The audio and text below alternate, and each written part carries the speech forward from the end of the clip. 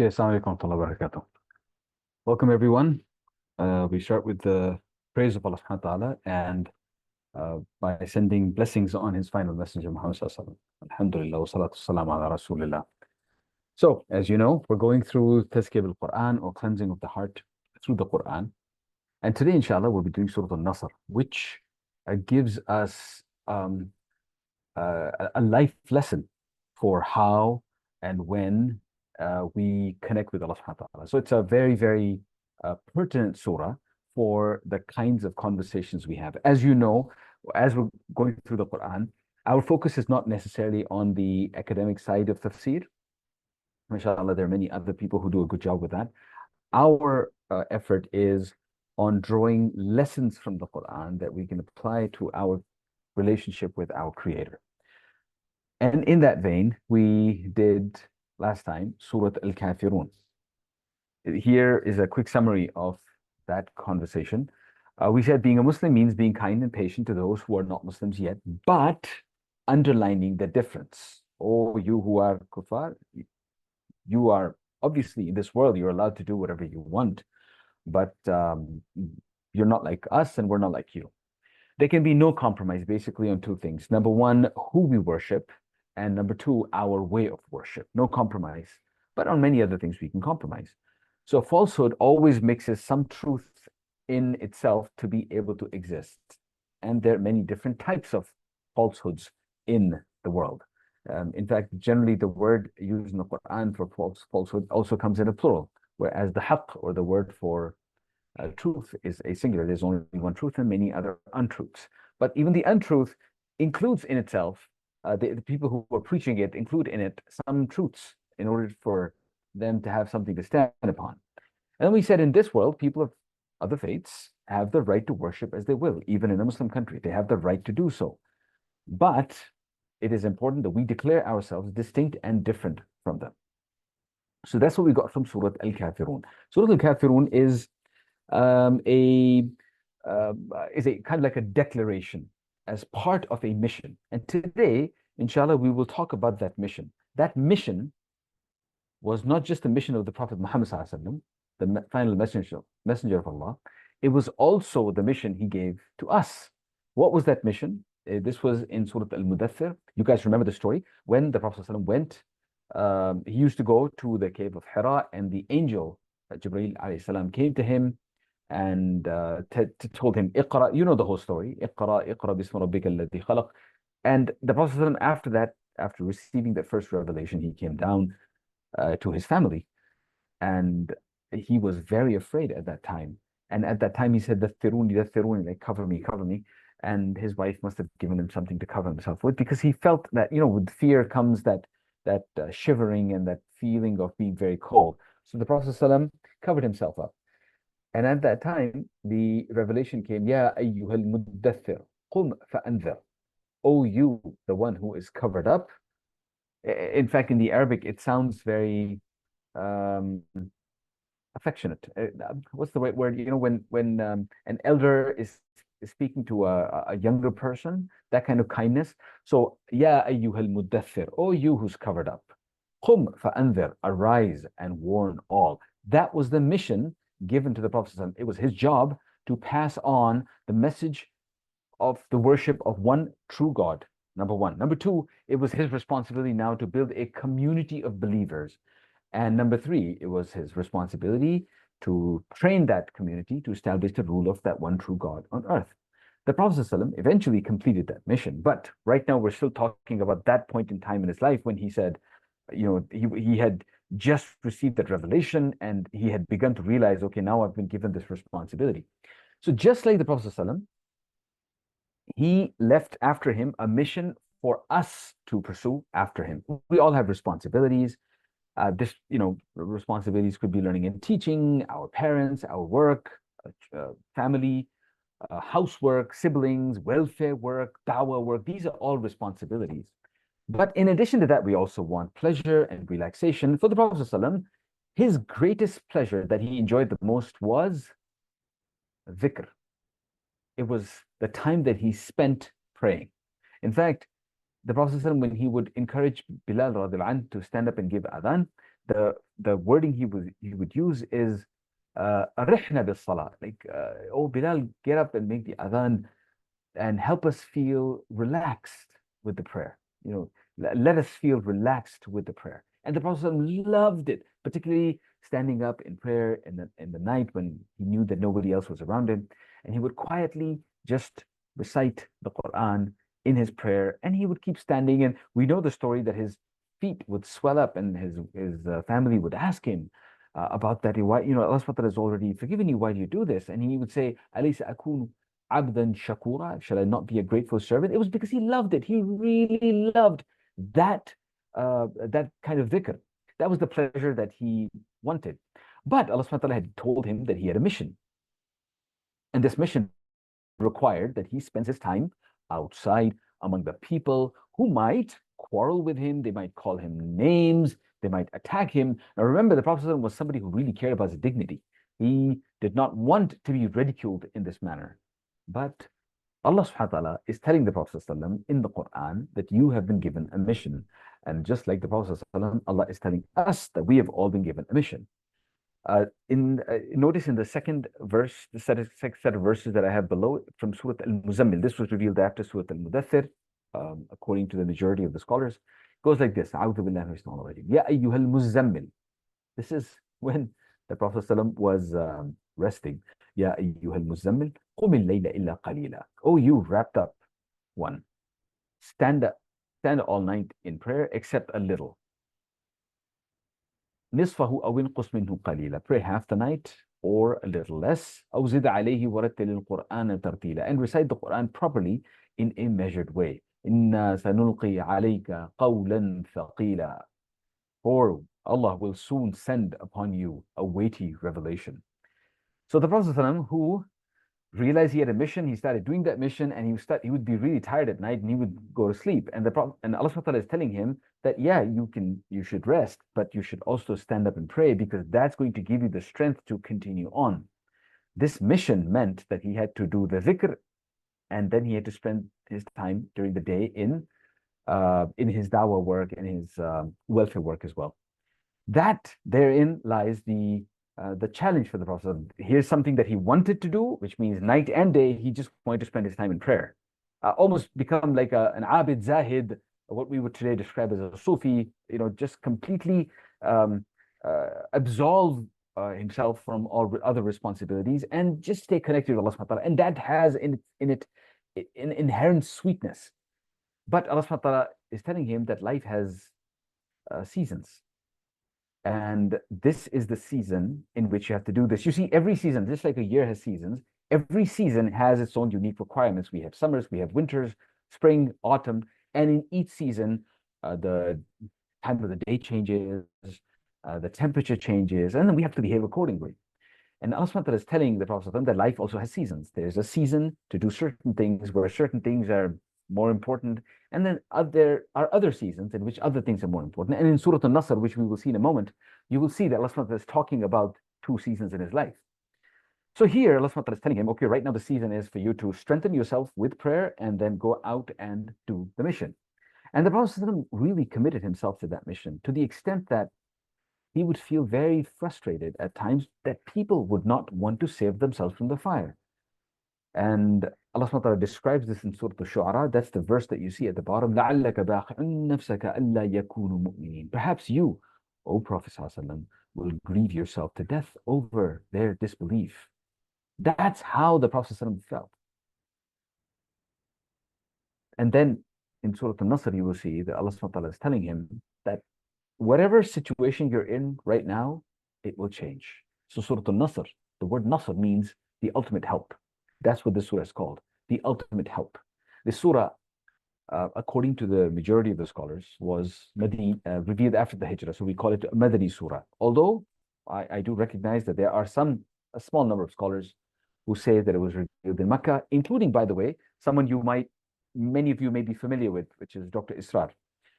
So he prefers that opinion, but like I said, the majority of the scholars say that it's a post-Hijrah surah or a Medina surah. Interesting thing about this surah, the Prophet ﷺ was reciting it after the conquest of Mecca. So Mecca was conquered. Muslims started going into Makkah. These are people who had oppressed them, who had fought against them, and Muslims are now going into Makkah. And the Meccans think this is it, we're finished. And the Prophet would come like a conqueror, but he didn't. He entered after a large number of Muslims had entered and taken their positions. The Prophet entered, and he was on his right, and his head was lowered to the extent that his beard was touching his with the bridle of his horse. He was lowered like that, and on his mouth was the surah. The surah, as you know, goes like this. إذا جاء نصر الله والفتح. When Allah's ultimate help comes and the victory is achieved. وَرَأَيْتَ النَّاسَ يَدْخُلُونَ فِي دِينِ اللَّهِ أَفْوَاجًا. And you, O Prophet, see the people embracing Allah's way in crowds. This surah, remember, was revealed before the conquest of Mecca. But the conquest of Mecca is almost symbolic. It's emblematic that that victory has now come. And it was true. Because when Mecca was conquered, delegations from all over Arabia started coming to the Prophet ﷺ to accept Islam. The message had been conveyed through, in the beginning, invitation to Islam in Mecca. Then the Prophet ﷺ built the community in Medina, and now he had to fight back against the oppressors in Mecca. And now that he had conquered Mecca, the message had been conveyed that Islam will reign supreme by the will of Allah subhanahu wa ta'ala. The writing was on the wall. So all the tribes of Arabia came to pledge their allegiance. And that is what is being mentioned in the surah. And this surah was revealed well before. When the Prophet ﷺ really wanted to spend all of his time in dhikr and in prayer, at that time, Allah subhanahu wa ta'ala told him, no, you continue with your mission. Yeah, sure, you do have to do dhikr as well, but you continue with your mission during the day. And there will be a time when the victory, the ultimate help of Allah subhanahu wa ta'ala will come, and victory will come. And you will see. And what's the sign? You will see people entering Islam in droves. And that's what the Prophet ﷺ saw, and all the Muslims saw, that people entered Islam in droves. Large numbers would come. These are people who had been exposed to Islam before. Some of them had opposed Islam prior to this. But now entire delegations would come, and they would all accept Islam. To the extent that in the final Hajj, which took place a short while after this, within a year or so, year and a half, there were 100,000 people. And considering the population of Arabia at that time, that's a huge number of people who had become Muslim. So this serves as a reminder for us. Just like the Prophet ﷺ, we are also responsible for our mission. The community that he established is the ummah of Muslims. That ummah transfers responsibility generation after generation, and our responsibility is the same as his responsibility. He was responsible for reminding people to worship one true God and to act according to the sunnah, according to his sunnah. In our case, it's the same thing. We have to invite people in whatever capacity that we can. And then we have other responsibilities, other worldly responsibilities that we have to take care of, that we've been made responsible for. So this reminder is for us when we sometimes feel tired of these responsibilities, because Allah subhanahu wa ta'ala says life has seasons. And this is now the second season that Allah subhanahu wa ta'ala is talking about in this surah to the Prophet ﷺ. The changing duties. Then Allah subhanahu wa ta'ala starts, this verse, by the way, starts with fa. Fa means, okay, and then. Fa is very difficult to translate to Arabic, but just think of it as and then, so something that comes after something. فَسَبِّحْ بِحَمْدِ رَبِّكَ وَاسْتَغْفِرْهُ إِنَّهُ كَانَ تَوَّابًا. Then glorify the praises of your Lord and seek his forgiveness. For certainly he is ever accepting of repentance. So the duties change for the Prophet ﷺ. During the Hajj that I just mentioned in 10 Hijri, with the 100,000 Muslims, he gave his khutbah. By this time, his responsibility was done. And now, in this final year, because he lived for a few months after this, he was now just wrapping things up. And he was spending most of his time, his family said, in prayer and fasting. In his final sermon, he gave a khutbah to the Muslims, and I just want to share that khutbah with you guys. How many of you have seen this before? How many of you have been through the last sermon before? Can you raise your hand or tell me yes in the chat window? That way I will know that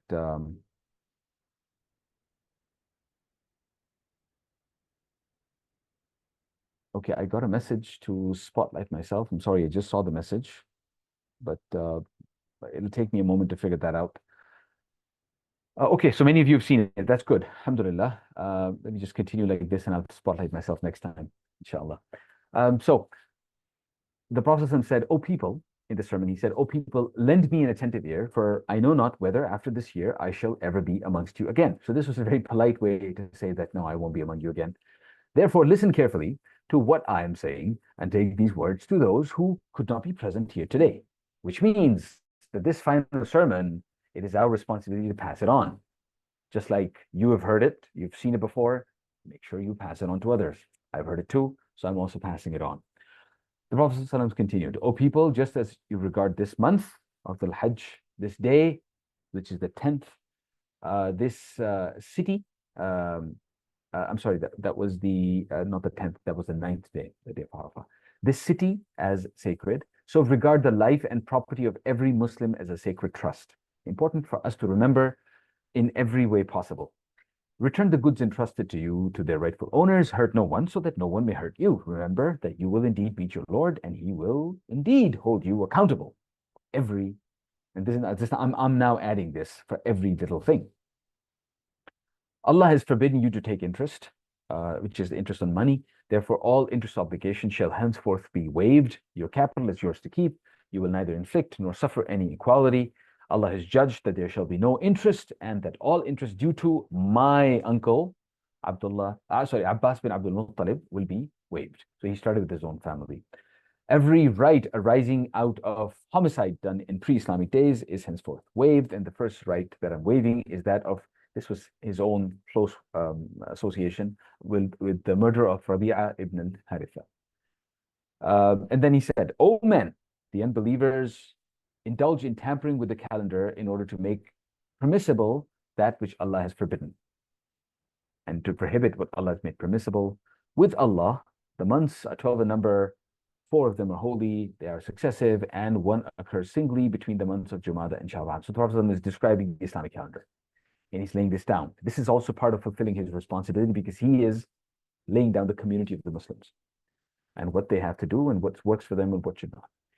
And the Prophet continued, "Beware of Shaitan for the safety of your own faith. He has lost all hope that he will be able to lead you astray in big things, so beware of following him in small things." Reminder from me and for you, brothers and sisters. "O people, it is true that you have certain rights with regards to your women, but they also have rights over you. Remember that you have taken them as your wives only under Allah's trust and with his permission. If they abide by your right, then to them belongs the right to be fed and clothed in kindness. Do treat your women well and be kind to them, for they are your partners and committed helpers. And it is your right that they do not make friends with anyone of whom you do not approve, as well as never be unchaste.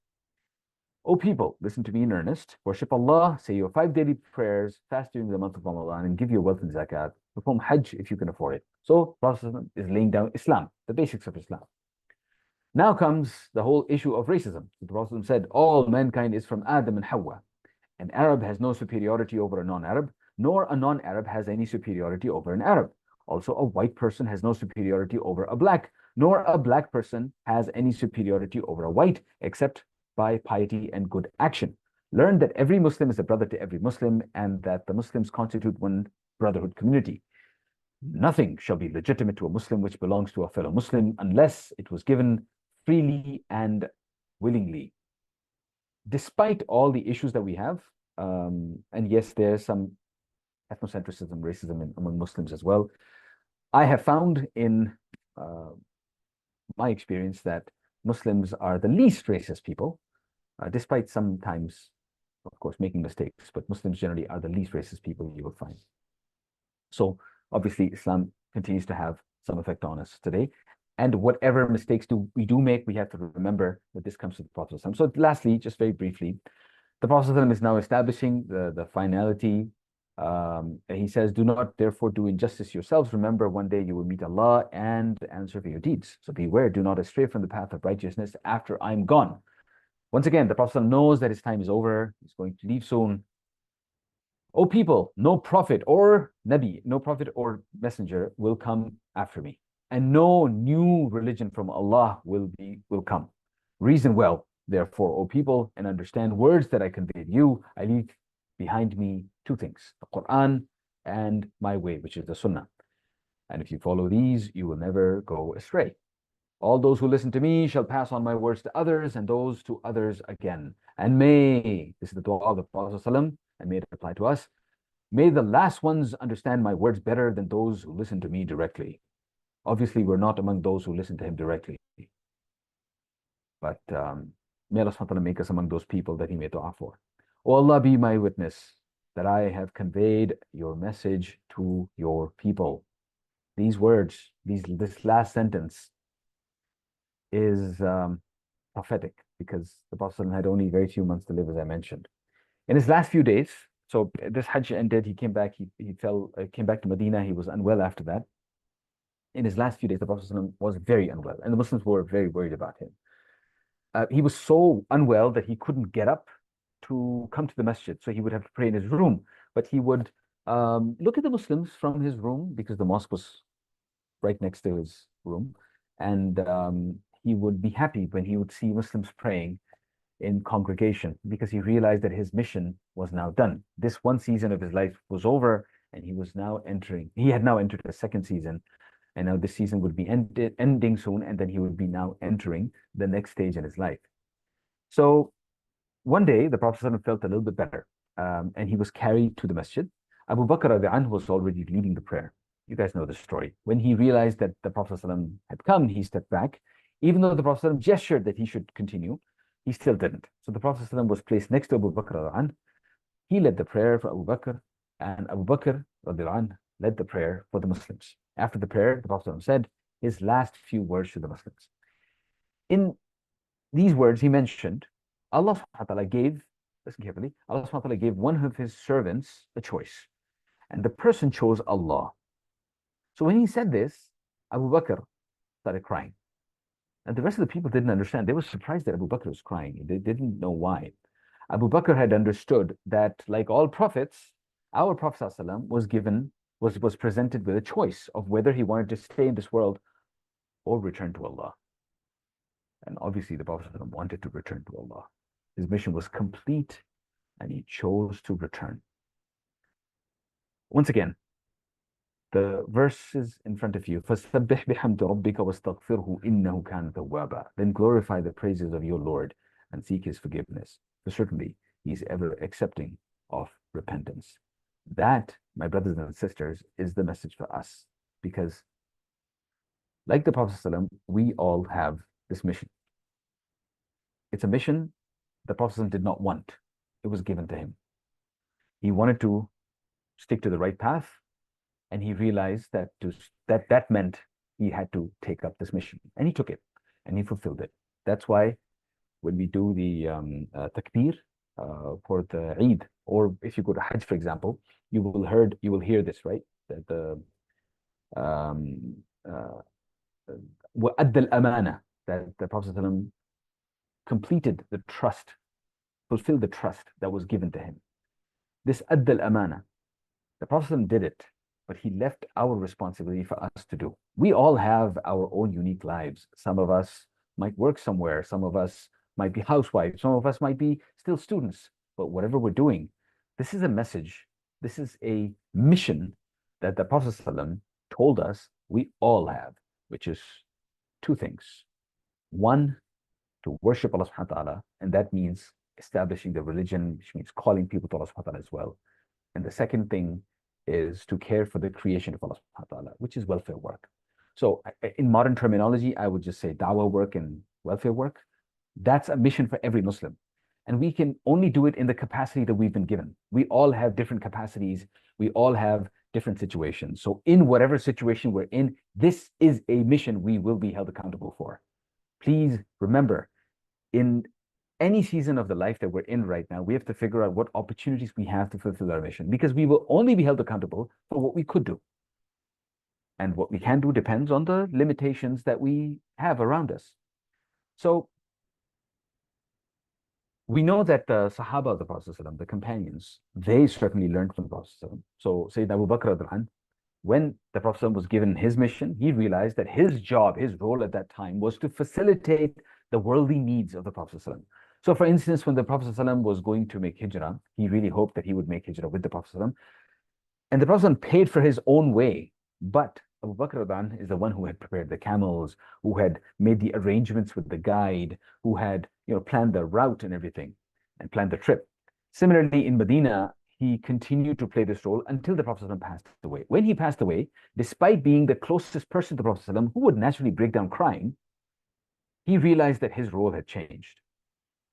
And his role was now to remind the Muslims of their duty, because earlier that it was done by the Prophet, now he had to do it. And he took on that role. That was how he fulfilled his mission at that time. And then he continued to do that until he became the Khalifa, and then eventually, within a year, year and a half, I think year and a half, less than 2 years later, he passed away. Umar radiallahu anh, on the other hand, while the Prophet was alive and while Sayyidina Abu Bakr was alive, he was a very strict person. Those are the stories we hear about him, right? He's like the Superman of the Muslims. He would do these extraordinary things, and he would always, he's called Al-Faruq because he would distinguish between the right and the wrong. That was his role, he realized at that time. But when he became the Khalifa, he changed dramatically. He became soft and kind, smooth as a lamb, because that is what that season in his life required. Similarly, our mother, Sayyidah Aisha, anha, in the early part of his life, of her life, she was learning. She would ask the Prophet ﷺ questions that nobody else could ask because they were not his family members. So she would ask those questions. And she kept learning and learning and learning and gaining all of that knowledge. When the Prophet ﷺ passed away, her role changed. She became a teacher. And she was a teacher until the very old age in her life. And then she spent her time in fasting and prayer until she passed away. So she did whatever the season required and whatever the season in her life allowed her to do. These are just some examples. There are many examples around us as well. We see people in different ages. We see, I certainly come across, mashallah, very, very good people at different ages, very young people, middle-aged people, old people. I come across these people, and they amaze me with the kind of work they are doing with the limited resources that they have. I just want to remind all of us that Surah An-Nasr is a good tiding to us. إِذَا جَاءَ نَصْرُ اللَّهِ وَالْفَتْحِ. إِذَا جَاءَ نَصْرُ اللَّهِ. When the victory of Allah subhanahu wa ta'ala will come, we will eventually realize that the victory of Allah subhanahu wa ta'ala will come. That is the time for فَسَبِّحْ بِحَمْدِ رَبِّكَ وَاسْتَغْفِرْ. That is the time for us to praise Allah subhanahu wa ta'ala. I want to end with a quick story. There was a Sahabi of the Prophet who was sent to for some diplomacy. The Prophet sent him on a kind of like a mission. He said, this is what you need to do. Go to this tribe and then go talk to that person. So him with 2 or 3 other Sahaba, they went and talked to the relevant person. They found out who the chief was. They went into the chief's tent. And the chief had already made plans to kill these Muslims. A terrible man. So the way he did it was, when this person entered and came close to the chief kind of made a gesture to the person behind who was standing close to the door of the tent to do the deed. And that man had a spear. And that man threw the spear in the back of this Muslim. And this Muslim suddenly, while he's talking to the chief, he felt something hit his back, and he saw the spear come from in front of him. Now imagine the scene. He has just realized that he has been hit. And obviously he's coming to terms with the fact that he's about to die. I want you to think about what's going through his mind.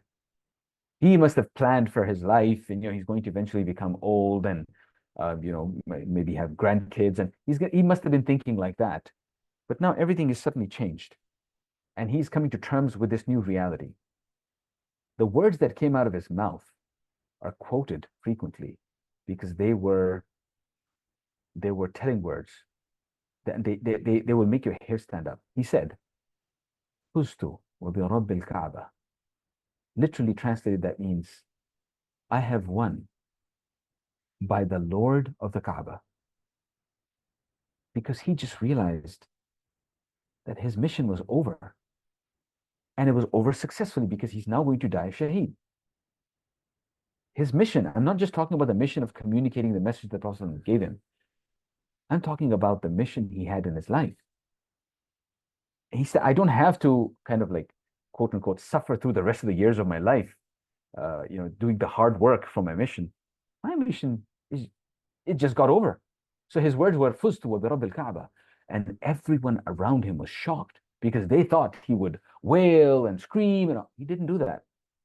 He just said, Fuztu wa bi Rabbil Kaaba. And then he passed away. And that, by the way, had a dramatic effect on everyone else around him as well. And eventually Muslims won over that tribe. The point I'm trying to make is the surah starts with the word idha, when. That when will mean different things for different people among us. Each one of us has a unique trajectory in life. Here are the lessons that we get from the story, this surah. Every life has seasons, and the things we have to do change with the seasons. The second thing was each person fulfills their mission in their own unique way, depending on the limitations and depending on their own situation. The dhikr of Allah subhanahu wa ta'ala has the sweetest pleasure unmatched by anything else. Despite this, Allah subhanahu wa ta'ala asks us to fulfill our responsibilities and spend time in dhikr according to what that season in our life allows. That is Surah An-Nasr, and the next time you recite this surah, I want you to remember our mission in this world. I'm going to share with you guys in the group a YouTube video of Surah An-Nasr being recited by Ustad Khalifa Qainaji and a young child. So he recites it and the young child recites it. So if you're trying to improve your recitation and pronunciation, this is a good way to do it because you will listen to how the sheikh does it and how the child does it. May Allah subhanahu wa ta'ala accept from us, and inshallah, we will meet again next Saturday. Assalamu alaikum.